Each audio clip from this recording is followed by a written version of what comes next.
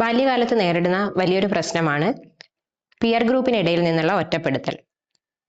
ഒരു കുട്ടിയുടെ ജീവിതത്തിലെ ഒരു കുടുംബം എന്നതിനപ്പുറത്തേക്ക് പിന്നീട് അവർ ഏറ്റവും കൂടുതൽ ഇടപഴകുന്നത് അവരുടെ ഒരു ഫ്രണ്ട് സർക്കിൾ അല്ലെങ്കിൽ അവരുടെ ഒരു പിയർ ഗ്രൂപ്പിലേക്കായിരിക്കും.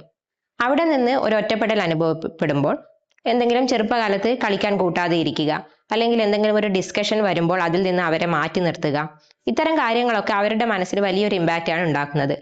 എനിക്ക് എന്തോ കുറവുണ്ട്, അല്ലെങ്കിൽ എനിക്ക് എന്തോ ഒരു പ്രശ്നമുണ്ട്, അതുകൊണ്ടാണ് എന്നെ മാറ്റി നിർത്തപ്പെടുന്നത്, അതിന്റെ കാരണം എന്താണെന്ന് നിരന്തരം ചിന്തിച്ചുകൊണ്ടിരിക്കുകയും ഇതൊരു സെൽഫ് എസ്റ്റീം ഇല്ലാത്ത അവസ്ഥയിലേക്കും അവർക്ക് എനിക്കെന്തോ കുറവുണ്ട് എന്ന ചിന്തയിലേക്ക് മുന്നോട്ടേക്ക് വളരാനും ഒക്കെ കാരണമായി തീരുന്നു. ഒരു കുട്ടി എപ്പോഴും നല്ല ഉത്സാഹത്തോടെ സ്കൂളിലേക്ക് പോയിക്കൊണ്ടിരിക്കുന്നു, എപ്പോഴും നല്ല ഹാപ്പി ആയിരിക്കുന്നു. പെട്ടെന്ന് വീട്ടിലേക്ക് വന്നു കഴിഞ്ഞ് ഇനി നാളെ മുതൽ ഞാൻ സ്കൂളിലേക്ക് പോകുന്നില്ല എന്ന രീതിയിൽ സംസാരിക്കുകയൊക്കെ ചെയ്യുമ്പോൾ നമ്മൾ കരുതും എന്തായിരിക്കും പ്രശ്നമെന്ന്. അത്തരം സിറ്റുവേഷനിൽ പലപ്പോഴും അന്വേഷിച്ച് ചെല്ലുമ്പോൾ ആ ഒരു പിയർ ഗ്രൂപ്പിന്റെ ഇടയിൽ നിന്നുള്ള ഒരു മാറ്റി നിർത്തലായിരിക്കും അതിന് കാരണമായി വരുന്നത്. ഇവിടെ കുട്ടികൾ അറിഞ്ഞുകൊണ്ടല്ല, അവർ പലപ്പോഴും എന്തെങ്കിലും ഒരു ചെറിയ പ്രശ്നത്തിന്റെ പേരിലോ അല്ലെ ചെറിയ തെറ്റിദ്ധാരണയുടെ പേരിലോ ഒക്കെ മാറ്റി നിർത്തുന്നതായിരിക്കും. എന്നാൽ ഈ മാറ്റി നിർത്തപ്പെടുന്ന കുട്ടിയിൽ ഉണ്ടാകുന്ന ഒരു ഇമ്പാക്റ്റ് എന്ന് പറഞ്ഞാൽ വളരെ വലുതാണ്. ഇത് അവരുടെ വളർന്നു വരുന്ന കാലഘട്ടത്തിലും വളരെയധികം സ്വാധീനം ചെലുത്താൻ കാരണമായി തീരും. അവർക്ക് ഒരു പുതിയതായിട്ടുള്ള ഒരു സോഷ്യൽ സിറ്റുവേഷനിലേക്ക് കടന്നു ചെല്ലാനുള്ള പേടി, തന്നെ അംഗീകരിക്കുമോ അല്ലെങ്കിൽ തന്നെ അവിടെ നിന്ന് മാറ്റി നിർത്തപ്പെടുമോ എന്ന പേടി എപ്പോഴും മനസ്സിലുണ്ടാവുക.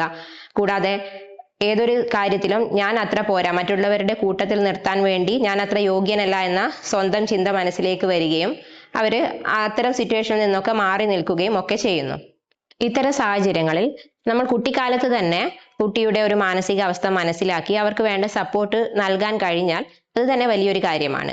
പലപ്പോഴും കുട്ടി വിഷമിച്ചിരിക്കുമ്പോൾ അല്ലെങ്കിൽ സാധാരണയുള്ള അവസ്ഥയിൽ നിന്ന് മാറി എന്തെങ്കിലും അവരുടെ സ്വഭാവത്തിൽ ഒരു മാറ്റം കാണുമ്പോൾ നമ്മൾ എപ്പോഴും അവരെ കേൾക്കാൻ തയ്യാറാവുകയും ഇത്തരത്തിലുള്ള എന്തെങ്കിലും ഒരു ഒറ്റപ്പെടൽ അല്ലെങ്കിൽ ഇത്തരത്തിലുള്ള വിഷമങ്ങൾ അവരുടെ മനസ്സിലുണ്ടെങ്കിൽ മറ്റുള്ളവരുടെ ആക്സെപ്റ്റൻസിലല്ല, നമ്മുടെ കഴിവിലാണ് കാര്യം. നമ്മളത് എപ്പോഴും മറ്റുള്ളവരുടെ ഒരു ആക്സെപ്റ്റൻസ് സീക്ക് ചെയ്യേണ്ട ആവശ്യമില്ല.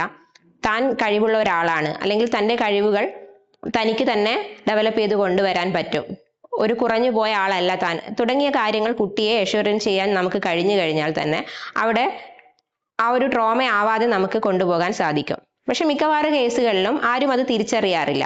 അതുകൊണ്ട് തന്നെ ഇത്തരം കാര്യങ്ങൾ നമ്മൾ ചെറുപ്പകാലത്ത് മുതൽ തന്നെ മനസ്സിൽ സൂക്ഷിക്കുകയും പിന്നീട് വലിയൊരു കുട്ടിയായി അല്ലെങ്കിൽ വലിയൊരു ജീവിതത്തിന്റെ വലിയ ഘട്ടങ്ങളിൽ എത്തുമ്പോഴായിരിക്കും ഇതിന്റെ ഒരു റിഫ്ലക്ഷൻസ് നമുക്ക് കണ്ടുവരുന്നത്. ഇവിടെ നമുക്ക് സ്മൃതി മെഡിറ്റേഷൻ പോലുള്ള തെറാപ്പികൾ വഴി നല്ല രീതിയിൽ നമ്മുടെ ലൈഫിനെ മുന്നോട്ട് കൊണ്ടുപോകാൻ സാധിക്കും. നമ്മുടെ ഓർമ്മകളെ മാറ്റുകയല്ല ചെയ്യുന്നത്, പകരം നമ്മളെ ആ ഒരു സപ്രസ് ചെയ്ത് വെച്ചിട്ടുള്ള അല്ലെങ്കിൽ നമ്മൾ തിരിച്ചറിയാതെ നമ്മുടെ മനസ്സിൽ കിടക്കുന്ന അത്തരം ഇമോഷൻസിനെ കണ്ടെത്തി അതിനെ സ്വയം ആക്സെപ്റ്റ് ചെയ്യാൻ പഠിക്കുകയും അതുവഴി പിന്നീട് ട്രിഗേഴ്സ് ഉണ്ടാവുന്ന സിറ്റുവേഷൻസ് വന്നാൽ പോലും അതിനെ നല്ല രീതിയിൽ ഹാൻഡിൽ ചെയ്യാനും നമുക്ക് സാധിക്കുന്നു.